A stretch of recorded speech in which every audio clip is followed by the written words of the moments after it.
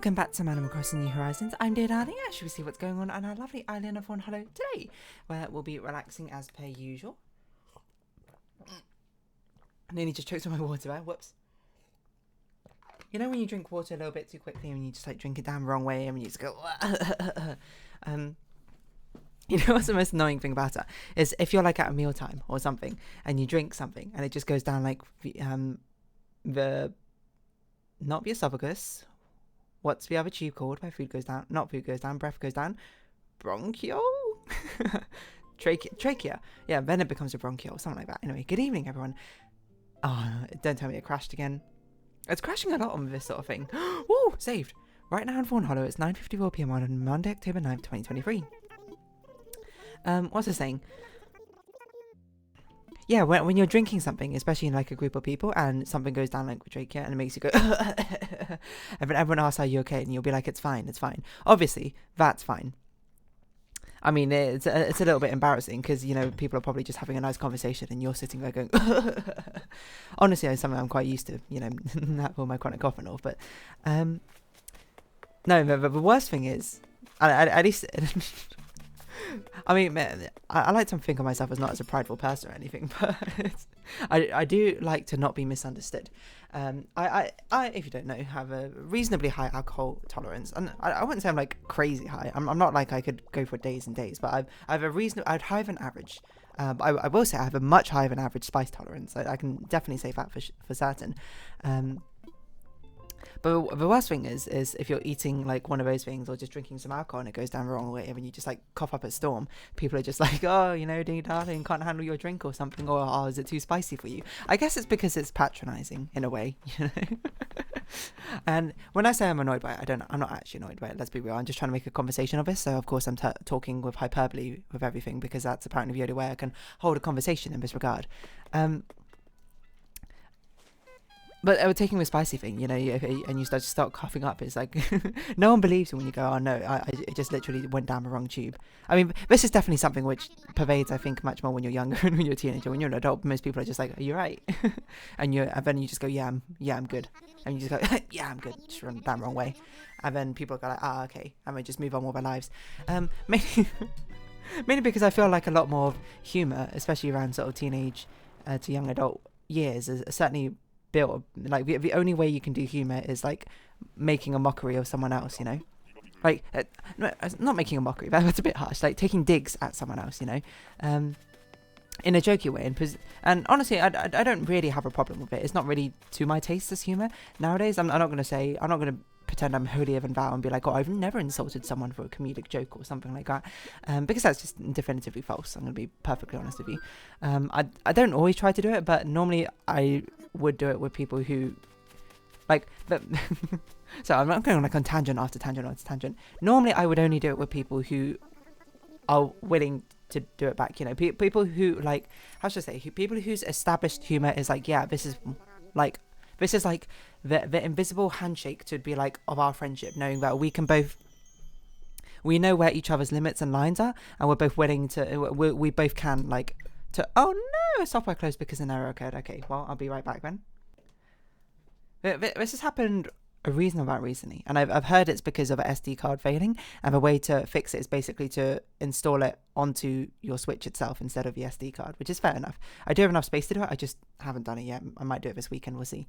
But anyway, it's like light jabs at each other is like an invisible handshake to be like, yeah, you know, I trust you as a friend, like we both know each other and trust each other well enough. Of course, we don't mean any of this to heart. We just mean it as like an opportunity to take a light jab at each other. Yeah, perfectly fine with me. It's not necessarily, I say, to my taste. It's not what my invisible handshake is, but I still reciprocate that invisible handshake. Like I have a friend who I think we make up like quite a comedic duo, I suppose, is how I describe it. And certainly he's very much someone who's like, yeah, I like, you know, taking these jabs and shots at people, and I expect you to do it back as well, you know, because he can take it. I'm being fully honest, he probably could take it one of the best, I think, because he doesn't really take things personally. It's all just sort of like water off a duck's back. And that's very much, I suppose, the antithesis to how I like to operate, you know, and I'd rather, you know, I suppose my invisible handshake being complimentary rather than insultory is not a word. But it's a thing, you know, where we compliment each other as invisible handshake, we insult each other as an invisible handshake as well. It's a give and take in all friendships. I don't know why I'm doing this like friendship lesson for you. Dear Princess Celestia, today dear darling told me a lesson in friendship. I don't even know what I was talking about anymore. Oh yeah, but so nowadays I think people's reactions to you, you know, I was going to talk about like choking on like food or like the trachea or something. That was going to be my conversation topic for today, but I much prefer this direction I'm taking with the insult jabs. I had a conversation with a different friend actually about it as well, and she's very much someone who likes to take these insulty jabs as a thing, you know. She finds it funny, you know, in that sense. I can't remember the exact conversation we had about it, but basically it boiled down to the idea being like, well, that's kind of a point of a friendship, is to show the trust, and you know, what shows better than trust than showing that you both respect and know each other's limits, to a sense that you can do these things which other people, with strangers, you'd be like, that's insulting, that's kind of rude, but with friends it's like a mark of like, yeah, I trust you enough to know that that's not actually what you meant. It's just more of a light-hearted jab and that sort of thing. It was the sort of thing where it's just like these sort of insult-based humor pervades a lot of how she likes to make jokes, and you know, she's comfortable with it, and not in a hypocritical way. She's very much like, if you give it, you should take it, and that sort of thing. But I'm, you know, especially at the time, it was very much on the antithesis of that, being like, I don't really like doing it. I just sort of do it for the sake of doing it. And then it boiled down into the argument of being like, oh, if you're someone like that, then the general idea being like, oh, people who do these jabs at each other are people who have like not necessarily a better sense of humor, but much more relaxed sense of humor about that sort of thing. They don't need to take things so seriously, and they understand this concept better. But then I like retorted with the idea that it's like, why is that your presumption, rather than with, you know, rather than it being a level of equivalency between like the understanding of the social, not contract per se, but the social relationship between the things, but it's just expressed in a different way. I don't think that the means of how you express a relationship necessarily have equal weight in how strong, I suppose, a relationship is. Like, basically the level of trust which is tested is not necessarily reflected the same within the same relationship with the same actions, you know, or with the same actions within the same relationship, different relationships. Sorry, I was like, how to phrase that. So yeah, basically, long and short of it is, you know, how would I surmise it? I suppose it's sort of like a much more general thing, which I don't think you can say general thing. I think there'll be some friendships where if you insult each other, it would be like a big betrayal of a friendship, being like, why would you ever do that? There's some friendships where you'd probably like, where, you know, it's entirely built on crossing each other's personal boundaries for like the sake of it, which I guess, you know, is crossing personal boundaries, quote in quotation marks. It's like the theoretical boundaries, but in practicality the boundaries aren't crossed, and everyone's got different like limits on their own relationships and what they're comfortable with. If anything, I would say the big surmising point is understanding. The biggest trust in relationship is being able to understand what the boundary is for each person, being able to understand that, hey, well, this person, I don't insult them because, you know, they don't particularly like it and they don't find it very funny. But with this other person, I am willing to, you know, rib them because that's what they want, and they encourage it, even if it's further than I would naturally go. Basically, the long and short of it is relationships are built on trust and understanding. So I guess my TLDR is make sure you understand the other person before you understand, before you commit, I suppose, to, hey, what happened to our axe? Has it just been this long that we've never actually built that axe again after it broke like 20 episodes ago or something? That's crazy. Let's go build our axe then. Yeah, so you might be like, where do I sit on the scale of friendly jabs? And as I say, I sit on the much more lighter end. My friendly jabs tend to be quite nonsensical, I would say. I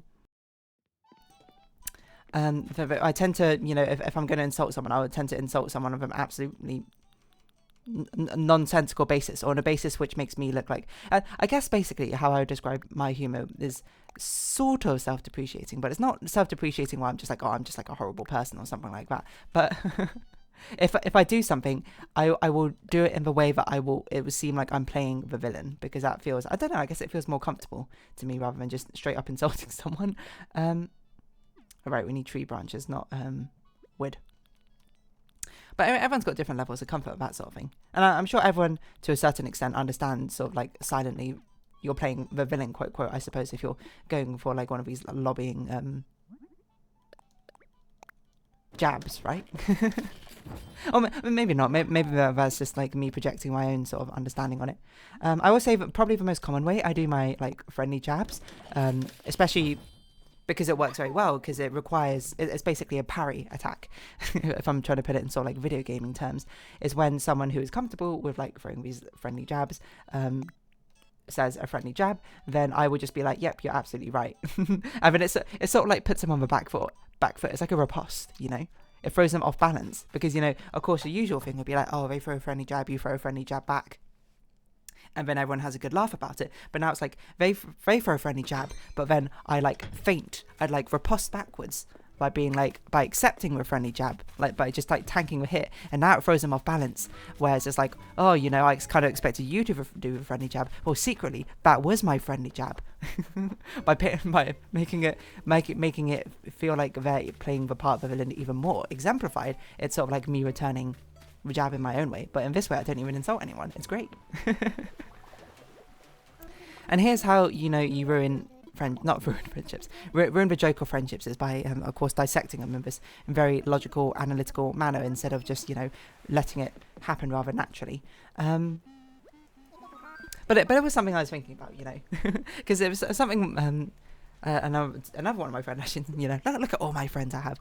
Another one of my friends brought up, because he's very much someone who goes after like these friendly jabs, but of course everyone's friendly jabs are very different in a different sense. His are obviously very sort of like over the top, like insult, like over the top sort of name calling, but like they're sort of like ridiculous names, and you know.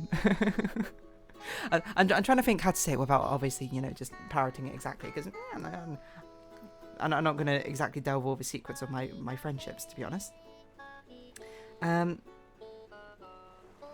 But you could just think of it as like a very comical sort of like insults. It's very over the top to the point it's like theatrical, I would say. But he would always say, Dad, I hate when you do this, you know. I insult you, and then you just be like, yep, that's absolutely right. And now I feel like a terrible person. Of course, in a joking manner. He's not saying this with a sense of seriousness where he's like, oh, you know, I hate you because you do this. It's in a comical sense. It's really hard to convey these underlying notions of